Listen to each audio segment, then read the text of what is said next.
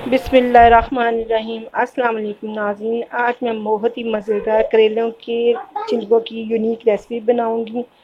ये बहुत ही मज़ेदार बनती है। आपने करेलों के छिलकों को अब कभी भी ज़ाया नहीं करना। ये रेसिपी लाजमी ट्राई करनी है आपने।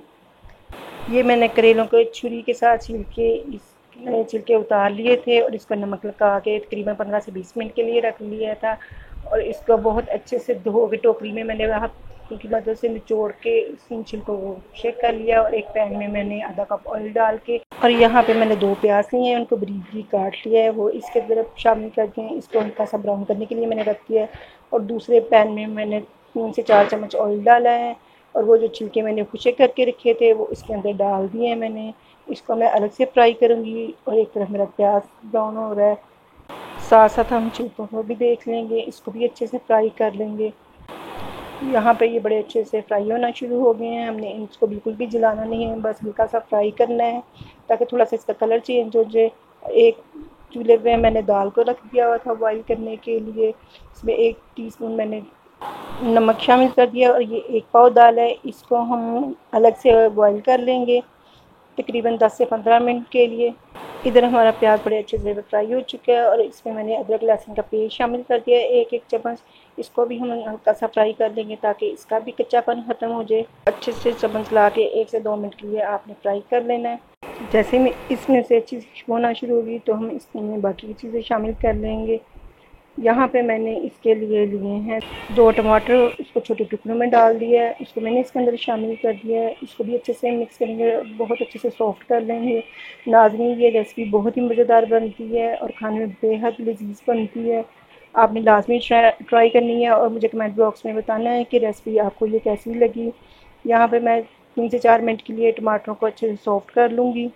यहाँ पे मैं शामिल करूँगी 1 चम्मच नमक। ये मैंने ज़्यादा भर के नहीं डाला क्योंकि मैंने 1 टीस्पून मैंने उसके अंदर दाल के अंदर भी डाला हुआ है और छिलकों के अंदर भी नमक है, तो इसलिए हम नमक कम डालेंगे। और यहाँ पे मैंने 1 चम्मच सूरख मिर्ची डाल दी है, ये भी ज़्यादा भर के नहीं डाली है। तो यहाँ पे हल्दी है, ये मैंने 1 टीस्पून डाल दिया है। सफ़ेद ज़ीरा है, ये आधा चम्मच मैंने शामिल कर दिया है इसके अंदर। नमक मिर्च आप अपने टेस्ट के मुताबिक कम या ज़्यादा कर सकते हैं।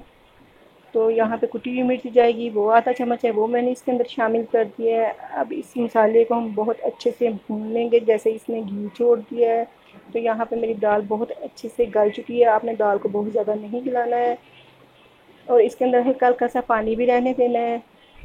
दाल को हम बिल्कुल खुशक नहीं करेंगे। यहाँ हम पे मसाला बहुत अच्छे से भून चुका है और मैंने दाल को इसके अंदर मसाले के अंदर शामिल कर दिया है। नाज़रीन, अगर आप मेरे चैनल पे नए हैं तो प्लीज़ इसको सब्सक्राइब कर लें ताकि आप मेरी नई आने वाली वीडियो से आगाह रह सकें। और यहाँ पे मैं दाल को बहुत अच्छे से मिक्स कर लूँगी। 1 से 2 मिनट के लिए आपने मसाले के साथ इसको अच्छे से मिक्स कर लेना है ताकि ये जो तमाम मसाले हैं इसके अंदर मिक्स हो जाएं। इस मौके पे मैंने जो छिलके फ्राई किए हुए थे करेले के, वो मैंने इसके अंदर शामिल कर दिए हैं। इसको भी अच्छे से मिक्स करेंगे और इसमें से बहुत ज़बरदस्त और मज़ेदार सी खुशबू आ रही है। इसको मैंने बहुत अच्छे से मिक्स करके और यहाँ पे जो मैं एक अहम चीज़ शामिल करूँगी वो इमली है। ये 5-6 गुठली हैं, वो मैंने इसके अंदर डाल दी हैं। इससे इसका बहुत मज़ेदार और ज़बरदस्त सा टेस्ट आएगा। और साथ में इसमें डालेंगे सूखा साबुत धनिया।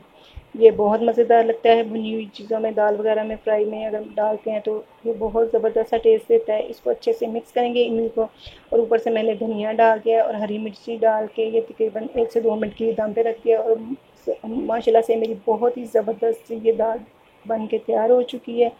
नाज़रीन, अगर आपको मेरी रेसिपी पसंद आती है तो लाजमी इसको अपने रिश्तेदारों के साथ, फ्रेंड के साथ शेयर किया करें और कमेंट बॉक्स में बताया करें कि आपको मेरी रेसिपीज़ कैसी लगती हैं। कमेंट में ज़रूर बताइएगा कि अगली रेसिपी कौन सी देखना पसंद करेंगे। तब तक के लिए इजाज़त, अल्लाह हाफिज़।